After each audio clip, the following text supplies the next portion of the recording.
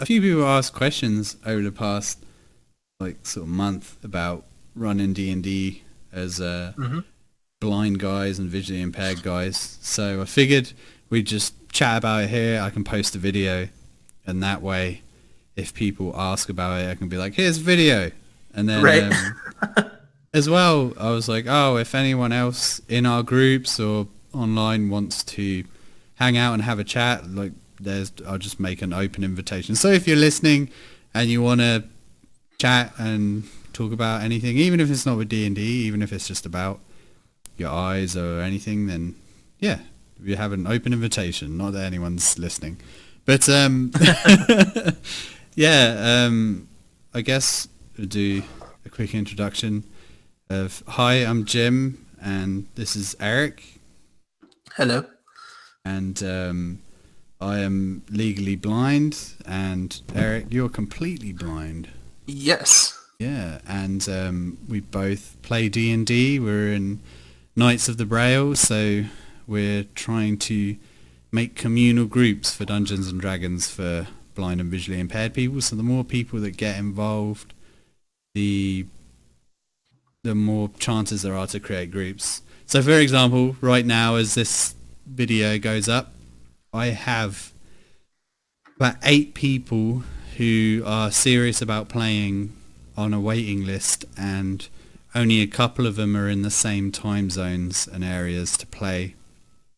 So the more people that get involved, the more we can run games, and we're currently trying to get a Starfinder campaign going, but we've only got like half the number of people that we need, and I don't want to keep posting on Reddit and annoying the blind feed. But yeah, so that's the basic explanation of what we're doing. I've done 6 or 7 sessions with the group, and Eric just finished his second Just session, finished the second one. and it went really well once it got going. It was great. Um, Hiccups all around, but it yeah, happens. yeah, it happens. Like, everyone expects it to, right? But how have you found your experience? Uh, well, you've been playing for a while, right? You've been playing for 2 years.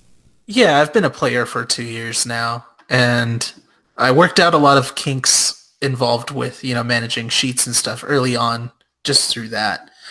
Because I play with a whole group of sighted people. Well, I've played with multiple groups of sighted people, and so I had to find a way to keep up pretty quickly. And I've always been good at adapting, so that's what I did. Yeah, because I think the best way to record your character is to do it yourself. Hmm. That And way you get to know what all the numbers mean, and there's, everything makes sense yeah, as to what you're doing. because I'm trying to get a few, I think I'm almost up to 3 solutions now for a universal Hmm. character sheet, maybe 4 soon. But at the end of the day, recording it yourself, however you're comfortable, is the best way. Like Eric, you braille your stuff out, right? I do. I braille all my sheets out. Um, as far as being a DM, I don't braille everything that way because it would take so long. That'd be a fucking nightmare. Oh my But god. I do, like, I braille my character sheets out so that way I can quickly reference the numbers and stuff Yeah. like that on the fly. So you played using Roll20 before with your sighted group, right? Are you still playing using Roll20, Right. right? Yeah. Well, it's more like they use Roll20, and I'm just there with a token so that they can move things around. So it's more like Roll20 is really not accessible in any way. Like, you can get around to some things with a screen reader, but for the most part, it is not meant for the blind community. At Yeah. least not now. And so, I log in and I'm there if they need something on my end, which is never, but still. And then, I just have my mic open whenever I'm rolling dice and stuff if they want to hear what I'm getting, or if another player lives in the same town as I do, so if he happens to come over for any reason, then and we're playing in the same game, then I can roll my dice because I love dice so much, even though I can't see them. Like Yeah. the myriad of metal dice that I have. Uh, There's something there's about nothing like rolling having actual dice. yeah, having So physical dice there is so good. But I'm actually enjoying using Siri to create the same yeah, effects. it's great. It's great to hear everybody's reactions when you roll. I rolled a 1 on your last game, and it was just like laughter all round. Yeah, exactly. Yeah, it's great. And then when you get a 20, there's a big old cheer. Yep. Um, Yep. That's definitely the best way to do it for us. what do you think you've in your couple of sessions you've done? What do you think is something from the first session going to the second one where you're like, oh, I need to change that next time, or think about that in future?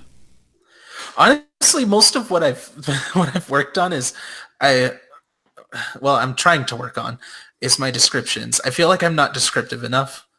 And then when I listen to the sessions back again, I'm like, oh man, and I dropped the ball in that so hard. Like, yeah, that's the thing. Because a lot of what I'm doing is a lot of improv. I don't go to the bother of writing an entire scene out because there's no way I'm going to be able to read it.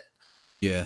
I don't read Braille fast enough to read that a scene description out, and if I try to listen to it with my screen reader, it's going to jam my speech up. So I'm just going to be stumbling over my words constantly. Yeah, there's no way to use a screen reader and not sound janky when you're talking. Pretty much. Yeah. There's a little bit of a skill. I do it on a daily basis where I'm, running through things on a computer while talking to somebody on a phone. Mm. And it's manageable, but it's not ideal. Because Definitely. as well, like work is a series of set things that maybe you're used to, whereas D&D is very creative. Exactly. Yeah, and you guys completely will take things in a direction I did not expect. Yep. And so there's a lot of improv in that way where you just have to say, I didn't have anything prepared for this, but I do now.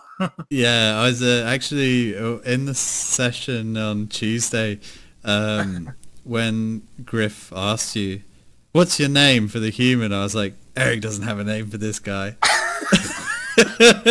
I didn't, but I it. took the advice of many people online, and I have a sheet of names just ready to go. Man, I'm not even that clever. I'm just like, I'll make it up. Initially, there wasn't going to be anybody in there, in that chapel, but So I thought, what pushed the decision for that? Talon knocked, and I didn't want it to just be empty. Yeah, I don't know. It just was in the moment. He knocked, and I thought, there should be something here. Like there should be something happening in here. Yeah. So it was just a spur of the moment decision. And with with DMs feeling that we're not descriptive enough, you had this specific detail for a character and you left it out. It's the same when you're a player and you're like Talon could have thought about that afterwards and be like, damn, I should have made a persuasion check and tried to get him to open the door, or Right. So we had a question from Azumi, who we've been chatting to on Twitter quite a bit. Shout out to Azumi at Kiki Azumi on Twitter. And Azumi was asking about using like hex-based stuff. And Azumi is a blind player hoping to DM, and so I'll try to remember. But hex-based stuff, just I don't see it working. Maybe you could make an Excel sheet that somehow resembles a map. Yeah, if it is what I think it is, that's the system where you kind of have these hexes just laid out across a map, and each of them is like numbered and indexed in a way that you can you have different events that can happen inside of the hexes, Yeah. and it's a way to like, I guess, kind of make the world continue moving even when the characters aren't there. Hmm. So, there's a storm happening over here, or, these people are in this hex doing this or that. Um, I I like to build an immersive world, but it's only immersive as long as the characters are there. you know? Yeah.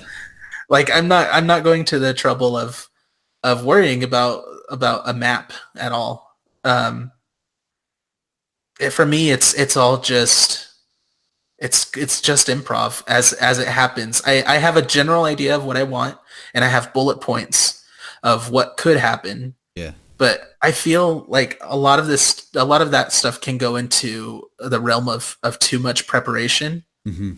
and then you end up feeling like all of your work has gone to waste, or something along those lines. Yeah. I'm trying to use more travel events in our Sunday campaign Hmm. so that I can reuse them later on if they don't get used. But yeah, I know what you mean. I was thinking about, so because you guys are now in Chult and it's full of tombs and temples and stuff like that, I was Hmm. thinking, oh, maybe I could make a temple in an Excel spreadsheet, but it's just not the same. I feel like the way that you did it on Tuesday was exactly the way that I was thinking of doing it, which is just present the classic left or right. Right. There's a trap this way, there's a gold this way, you know? Hmm. Yeah, so I think a hex-based thing, as you say, it's just too much preparation, and it, you just feel like you are over-prepared, and in the end, the adventurers just went straight to where they're going and ignored Right. everything. Well, I like to. So 5e is really built heavily toward ditching a lot of mechanics and mostly focusing on what's happening narratively. Yeah, It's not purely that, but it is much more that than like 4e was. yeah. And so Can I just with say for the that record comes. before we go on, Uh-huh. someone that played 4E comparison to 5e, I'm going to say it. I think that 5e is so accessible to new players. You don't need to know the rules. You can just get Hmm. on with it. I think it's great. I love 5e so much. Yeah. I mean, I never played the other editions, but I've looked at them, and like some of the number crunching, I'm just like, I don't have time for that. No. And like people recommend Pathfinder because they say, oh, it's really accessible, and it's great that it's accessible, but 5e is so much more because you can ignore a lot of stuff or make it up. Right. Yeah. And so with that, a lot of 4E, I think, you can tell me if I'm right or wrong here. I think a lot of 4E was based on, heavily on maps and strategy and Yeah. tactics and things like that. And what I love about 5E is you have a movie play out in your mind, and you can actually describe it as it's happening. Yeah, I And mean, that's great for blind players. yeah. So that's the point I was going to go on to for Azumi's question was that, yeah, theatre of the mind is the way to go, really. Hmm. Yeah, that's, you know, And it's tough. Theater of the mind is tough to get used to, yeah. but it's an acquired skill that I think I'm still acquiring. And in general, it seems like a lot of people are having fun with it. Yeah, I think the biggest problem that we're running into currently is how to make strategy. Yeah. And a lot of that comes down to players conversing about it, But I don't know. I'm not sure yet how we're going to tackle that. I'm Because right trying to now, figure it out, but yeah. right now, both of our campaigns are in the early stages still, and we're trying to get to the point where all of the characters come together as a cohesive unit.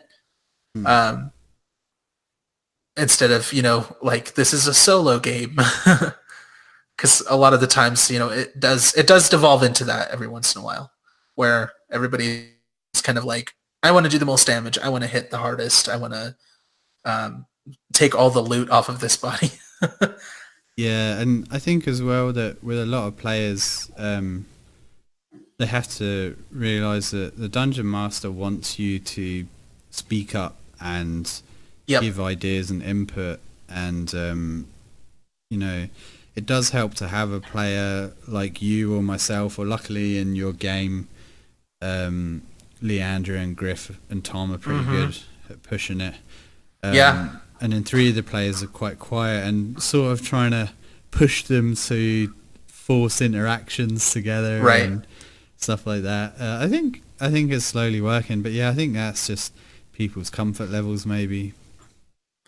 So what I can say from a player's perspective with strategy, in my other games that I've played in the past, if we walk into a temple and we know there has to be two players on each side, because this is the way the DM has laid it out. There's two levers on either side, and they require a person of this much strength to be able to pull. But there's also two black dragons in there, and now everybody has to find a way to not only get the two people who are most suited toward those levers, but now they have to figure out how to do that and also draw the attention of the dragons. Yeah. And so laying out the situation in a way where, if the players kind of have an idea of what's happening on the battle map, then, there's a time to strategize and say, all right, this is what we're going to do. And you'll notice, Jim, that I do that sometimes in between the fist, because, all right, and we'll just say, all right, I'm doing this, you're doing that, you're doing that. Like, yeah. I've been doing a little bit of that with Budrum. Yeah, exactly.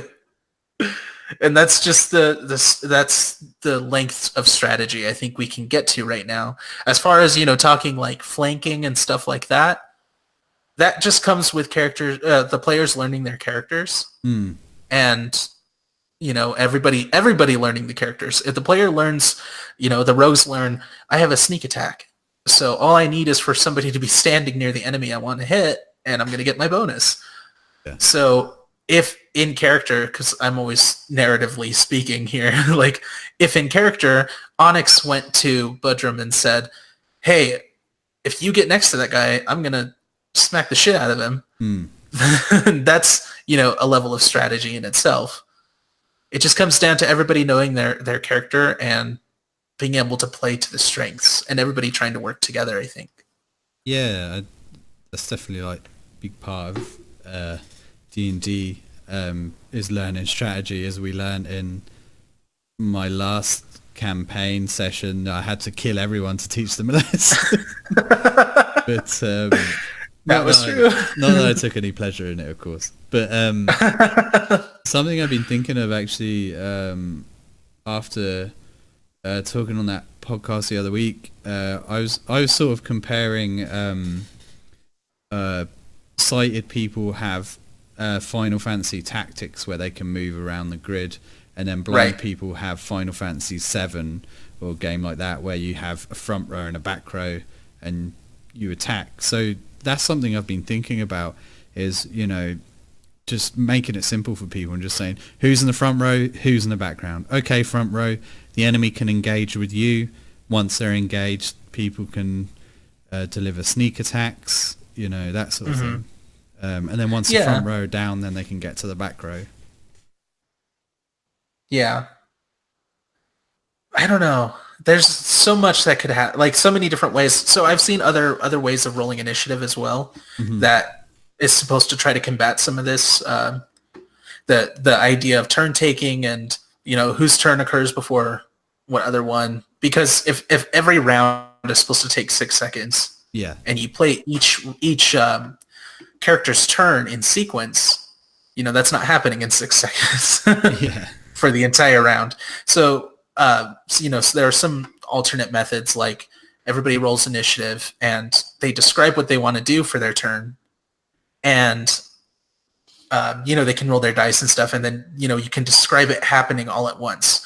So Mm. that way, in one big scene, so the barbarian says, "I'm charging forward," and the rogue says, "All right, I'm gonna wait till he gets there, and then I'm gonna make my attack." It Yeah. gets a little metagamey, but it is another way to Actually, combat that. another thing I thought of a little while ago was the idea of, instead of expecting people to come up with options on the battlefield as well, is to give people options when the battle starts. Okay, guys, you're in this jungle. There's rocks around that you can hide behind. There's trees. There's a few Yep. trunks you could hide in. There's trees you could climb. Blah blah blah, and go for it. But the problem Right. is that I've found in all the battles that everyone just sort of stays static to an extent. Yeah, they can. Yeah. So I It don't depends. know. It depends on the character, I think, because so a lot of my game's characters are ranged. Uh, they're either ranged or they're right up in the enemy's face. There's not a lot of ducking and dodging around, Hmm. which would be interesting. Um, yeah, because it would be neat. I think you're right. It would be neat to have the option of, like, so and so climbs into a tree and shoots the enemy from there, um, because that is strategically thinking. Hmm. I'm gonna go up into the tree. Okay, you have half cover and you're able to attack. Yeah. I don't Like, know. I have been trying to think of that, and I'm actually thinking of ideas, trying them in my game, and also using some of the ideas as a player in your game to try and get a better idea. So, like, for example, in your last game, I was like, oh, they're at the tavern. Budrum runs in and he flips some tables to make cover, but I got hit with a cleaver. So, Yeah, you did. but yeah, I was thinking in my mind, like, I can make cover, and that way if something shows up, he'll tell the range guys, get behind cover, and Right. jump over, but even though he's a That's a dwarf. good idea. But I'm trying to think more strategically, and maybe if I think more strategically as a player and involve it, I'll figure out better ways to do it. Because actually, through playing your game, I've now made a new sheet, like an Excel spreadsheet, and Uh huh. it's the character names, their initiative, their turn, their wounds, their temp HP, any effects, and then any notes. So currently in the notes in your campaign, we've got an extra D4 of damage each, so I can remember that. But Yep. that's one way where I'm trying to think, like, oh, I can, pardon me, I can do this in my game, and then at the end of it, I can just email it to everyone and be like, hey, here's Yeah. your situation. Yeah. That's a good idea.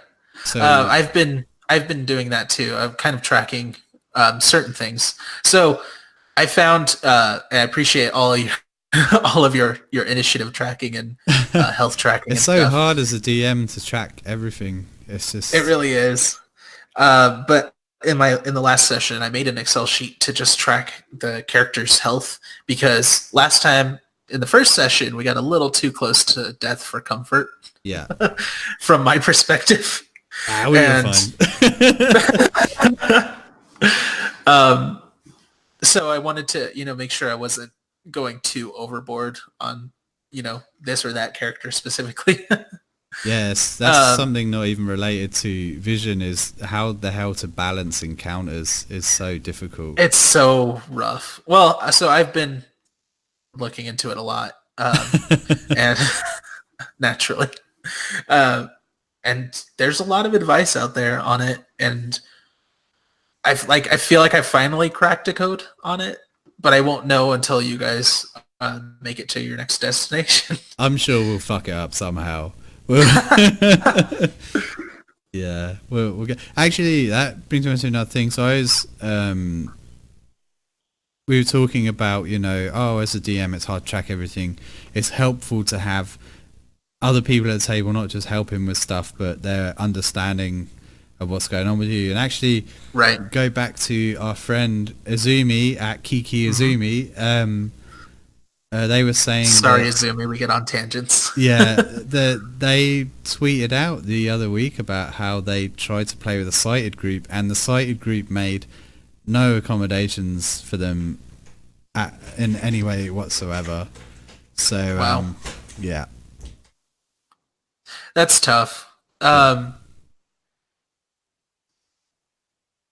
And I, that kind of just comes down to, the people you're playing with, I guess.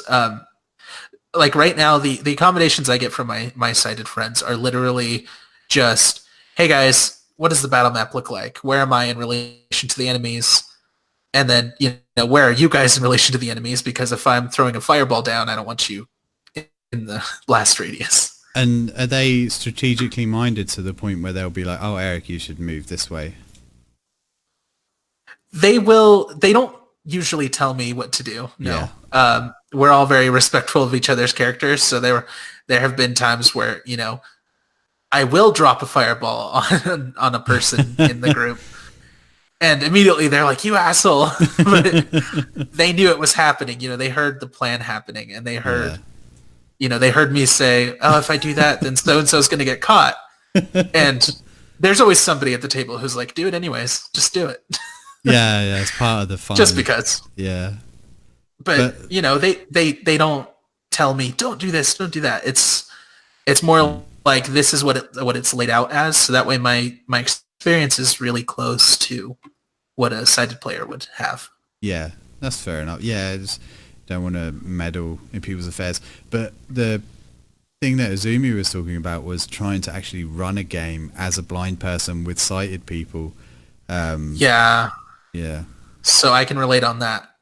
I've done a couple of one-shots for sighted people, and they were good sports about it, but I could tell they weren't enjoying it as much, which is primarily because they're used to playing with maps, and they're used to playing with physical representation of what's happening on screen. Yeah. And they all come from playing video games. That's what they do. So the idea of having to take that and put it into virtual space, taking a battle map and putting it into virtual space in their heads, and try to keep everything straight. I don't know. I guess it's because I do it all the time. As I'm walking around and navigating, I'm constantly keeping a map in my head of where I'm at and where other things are. Yeah. But So it's easier for me. I think that comes with vision loss though, because like Yes. I'll walk into a building and I have enough vision to get around, so Right. I'll walk in, and then I remember I was in a friend's apartment with my sister. I'd never been there, and then I walked straight out the convoluted route, and she was like, how the hell did you remember? I was like, I have to remember my way out or I'm fucked. Exactly. Yeah, exactly. But so I think memorizing routes and stuff comes a lot easier. Yeah. And sighted people don't have to worry about that as much. Yeah, and then go ahead. I was going to say, during games, I see it on Reddit all the time.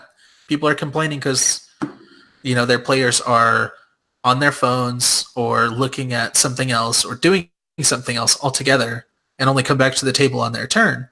And that happens during, my other game during the week too that I play with sighted players. Is I can tell, they weren't exactly paying attention because they can come back and at a glance have an idea of what's going on. Yeah, it's just the hey, it's your turn. You just hear the Right. Let's. I'm gonna cast. That one's down. Okay. I'm gonna. Yeah. You've got to use a screen reader and a dice AI and listen to everyone's turn, and you've got no map. Yeah. You get really good at having to visualize it all in your head as much as possible, and then and then like I said, when it is your turn, if there's a lot of things happening on the battle map, then hey guys, what's going on? But I don't know. In general, I think sighted people have a lot of issues not being able to visualize that stuff. Yeah, this whole video is just me and Eric telling you guys to put your phones down. Yeah. Put it in the other room, damn it. It should be like when you go to dinner and everyone has to put their phone down on the table. But I think that's one of the reasons. And then, it's just for a lot of people, it is harder to imagine things in their head. And it's always easier just with a visual aid. I mean, we see it just at conferences. There's always a PowerPoint. Why is there always a PowerPoint? You're giving a speech and the stuff on the PowerPoint is just a bullet point that really doesn't cover anything. Well, it's just a visual representation of what they're saying. I love the charisma of people who read directly from their PowerPoint. Yeah, exactly. The other thing I was going to bring up, so actually I use sort of a battle map to track you guys at the moment. I do too. I was using Excel, and then I was using really? a little visual battle map. That means nothing to me because it's just a bunch of blurry shapes. But it's more for the video, but I'm going to look at putting an overlay on the screen when we stream and just having like a picture or something, because it, you should just be listening to it. Right. But what kind of map solution were you using? So what I did is I had a piece of Braille paper, and I went and I brailled a grid across it. So that way I have a grid where I can place things, and I can tell people, you're to the left of this monster or to the right of this one. And so I have a bunch of different objects and stuff that are representative of different characters. And actually right now what I decided to do was for the players, I was using dice before to represent the players, because there's, Different 7 shapes. different die. Yeah. And they're all different, except for, the D10 and D100. But I got around that because I have dice that feel different from different sets. Different weights of metal. Yeah, well, some of them are, the numbers are embossed versus other ones where the numbers are etched in. Yeah. So I can feel the difference between the two. So it was easy to do that. But now what I'm thinking of doing instead is I'm going to take some like coins, and I'll just put a Braille label on there with the first name or the first initial of the character's name. That's so that way I can move that around. Because with a dice, sometimes you'd have to feel it. Oh, is this that? But with Braille, you tell straight away. Yep. And then I'll use other things for the monsters. If it's a bunch of just minions that aren't really doing anything but dying, I have these little rice grains that I can place around the map, or beans for slightly bigger. Just Eric eating his dinner while he's fighting a battle.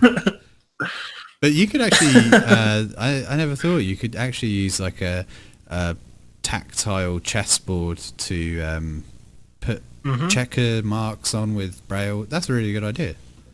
That's one of the things I'm planning on doing. So I was thinking about, I have this brailled grid, but I could just get a dry erase board that has like, a magnet dry erase board, and then I just stick magnets on to represent the characters, and then I can move everything around pretty easily with so what I have to do is I have to make a tactile version of a grid on top of that. So I'll probably just use tape or something. Yeah. But there you go. Yeah, man. there's a lot of different ways around it. we should start a Knights of the Braille store and sell game mats for blind users. So I was talking to on a podcast the other week, and I was saying that if someone's blind, they can track their wounds and temp HP and everything using coins or anything like that. And then I was saying I saw someone on Twitter that was like, I use an abacus for their health and spell slots and stuff, I guess from the different heights of it. But there's a bunch of ways around stuff. But tactile's great, but you've got to manage all that stuff around you while you're doing it. Mm-hmm. Yeah. Computer's pretty great for organization. It is. So the way my setup, I have 2 computers, one for music and sound and stuff, one for all the game stuff. And then on the opposite side of me, I have like one of those dinner folding trays that you can like set in front of a sofa or whatever. Yeah. And I have the map on that. And so I'm turning between my 3 stations in my chair here. Oh yeah, it is definitely the most ridiculous sight, but also it works. It's functional. That's So awesome.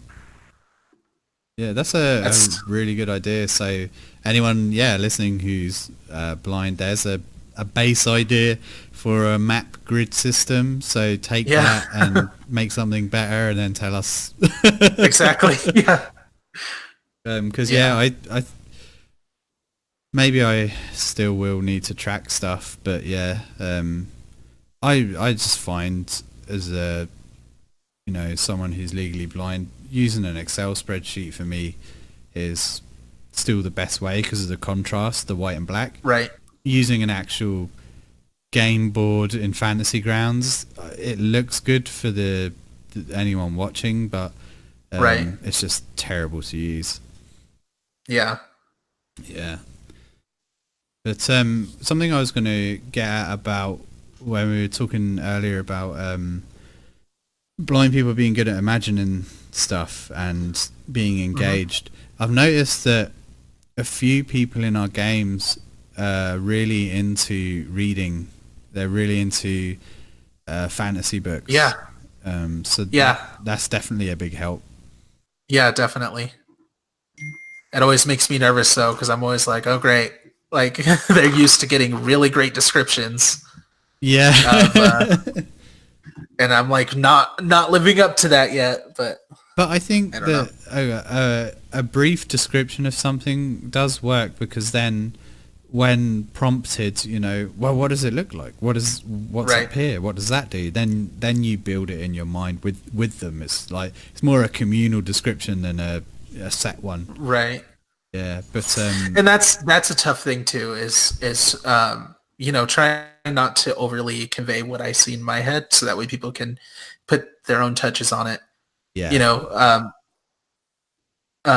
You know, if I introduce a character and I say, "Oh, so and so is a halfling," and then later on the person's like, "Oh, it's that dwarf," I'm like, "Yep, they're a dwarf now," because that's what people took in. Nobody remembered when I said halfling. So I love is that what that cleric is? I think I had him starting out as a halfling. At least in my notes. In my notes here, he's a halfling. I'm In gonna game, have he's a to dwarf. I'm gonna have to make a joke next time. Be like, you don't Yeah. look like a dwarf. The dwarf imposter. But yeah, like you gave the description for the curator of the cursed items exhibit, and everyone in their minds is like Slender Man. Right, exactly. Yeah, so it works pretty well, yeah. But yeah, I think everyone being into books is helpful. I know a couple of the guys said that they write stuff, and that they were actually looking to play D&D to help them create stuff more in their Yeah. minds. Right. Yeah. I've had a couple of the players are uh, writers, and Yeah. so I don't know how it's working for them to to help with that. I think both of us got really good groups though. Yeah, absolutely. Like all really nice Absolutely. people who are engaged, who want to be there, who want to have fun is the main part. Like Yep. we're both lucky that we haven't had anyone that's like, actually in the rule book. It's like, dude, that's why no one is here for that. Uh-huh. I'm the closest one who gets to that. But not In your even. game. You're just trying to help move things along and make a decision as a group. Like it's really good to that neither of us really have an ego as well as DMs. It's just Right. if someone says something, you're like, yeah, sure, do that. Yeah, I like to do the rule of cool. Yeah. If it doesn't fit the rules, whatever, as long as Yeah. it's a neat idea In and it provides something to the story. the famous quote from Simpsons, I was elected to lead, not to read. So Right? Well, I mean, so, in the first session when you guys were fighting the spiders, Leandra wanted to reach out and grab onto the broken leg just to add insult to injury. And I'm like, normally that wouldn't be allowed, but fuck it. Like this is a good moment. It's so what Leandra would do. So yeah, let's do it. yeah, so and the description of those spiders was particularly fucked up with the human faces. Yeah. But Yeah, so that's something I like to do as a DM too, is I and this is not just for blind DMs in general, but just for everybody. I take what's in the monsters manual or Vola's Guide or Mordecai's Somophode, whatever, and I take the monsters that best match what I have in my mind and completely reskin them with new attacks and new abilities and things like that. Because especially like in my game right now, I have 4 veterans and 3 newbies. Yeah, and it's pretty easy to accidentally or intentionally metagame. And I know how these monsters work. Don't worry, I have all the answers. So I counteract that immediately just by giving you guys monsters that aren't actually in the monsters manual. that's a really good idea. Yeah, so Yeah. if you're running a game as a newbie, just make shit up, and then no one can question you. Exactly. Actually, I've been thinking for the past few weeks. I'm like, man, the next game I run, I'd really love to do like a Warhammer one using Warhammer lore, but just change all the stuff to fit that, just to make it different and to use a world that I also enjoy that's pretty fleshed out. Yeah, that'd be interesting. man, homebrewing a world is tough. Yeah, actually, I'm like, yours is going really well though. Like I feel hopeless as a character, so it definitely feels like an apocalypse is happening. Yeah, especially where you guys are right now. Yeah, there's all these people huddled in the temple, like, oh yeah, we're just waiting to die. It's like, I guess we'll go into this dark dungeon. And you guys are the only ones who can. Yeah, because we're the heroes now. Isn't it neat how that worked out? All right then, man. So, is there anything else you wanted to cover before we go? I don't think so. Nothing that comes to mind immediately. Well, although I feel like we maybe didn't answer all the questions fully, but no, that's fine. Just leave more questions for next time, because we'll probably do this again in a few weeks or something, and I'm sure more stuff will come up. It doesn't seem like a whole lot of people online are trying to create solutions for everyone for D&D, so right, that's true. As long as it keeps going on, we'll keep trying to make groups for people. So and I'm pretty sure one of the players in my Sunday group is gone, so if someone wants to step in, I have a couple people who could. They're more than welcome, and we'll make another character, and I'm sure the guys would love to have someone else to play with, because actually everyone in the Sunday game right now is pretty good at playing in character. Yeah, I'm really surprised by Mike. He's doing really well. Getting into character. And I'm gonna try and fuck with Barvin this week, and then next week I'm gonna try and fuck with Zedden as well. Nice. Yeah. Anyway, that's fun. Yeah. Anyway, on that note, thanks for watching. If you have questions, you can ask on Twitter or leave them on YouTube. If you watch this, bless you, because we're just sort of rambling about stuff. Hopefully, if you are blind or visually impaired, you'll find this helpful. If you want to join one of our games, you can go to knightsofthebraille.com or just hit us up on Twitter. What's your Twitter handle now, Eric? It's Clavast. ITSCLAVAST. There you go. It's Clavast, and I'm at Braille Knights, and you can get in contact with either of us. Eric's just joined Twitter, so you should go and follow him. Yeah, so you should go and follow Eric and chat to him so that he can talk to someone else about D&D. Just another person on the list to. Jim's tired of hearing it. No. But yeah, me and Eric love talking D&D, so hit us up anytime. But thanks, guys. We'll be back in a few weeks. If you want to ask questions or join in, just let us know. Bye-bye. Yep.